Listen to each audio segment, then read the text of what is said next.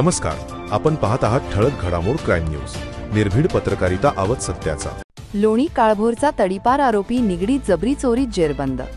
पुणे जिल्ह्यातील वाढत्या गुन्हेगारीला आळा बसतो की नाही असा प्रश्न पुन्हा ऐरणीवर आला आहे.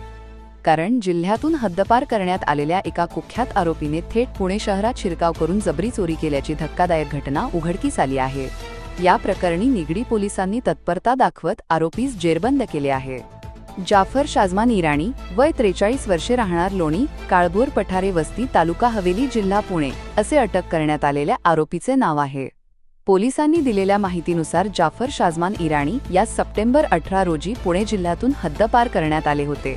मात्र पुणे पोलिसांच्या आदेशाला पायदळी तुडवत हा आरोपी पुन्हा शहरात दाखल झाला.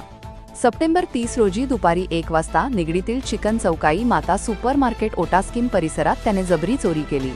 डिलिव्हरीचे पैसे गोळा करत असलेले फिर्यादी योगेश छगनलाल परमार, वय 49 वर्षे, राहणार कैलास नगर थेरगाव यांच्याकडे आरोपीने सरळ धाव घेतली.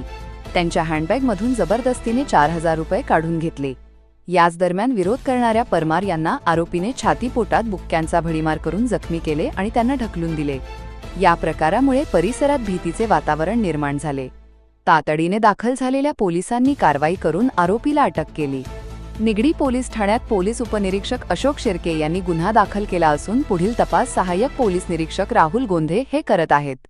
पुण्यातील वाढत्या गुन्हेगारीच्या पार्श्वभूमीवर तडीपार आरोपींनी पुन्हा शहरात शिरकाव करणे ही गंभीर बाब मानली जात असून कायदा सुव्यवस्थेवर प्रश्नचिन्ह निर्माण झाले आहे.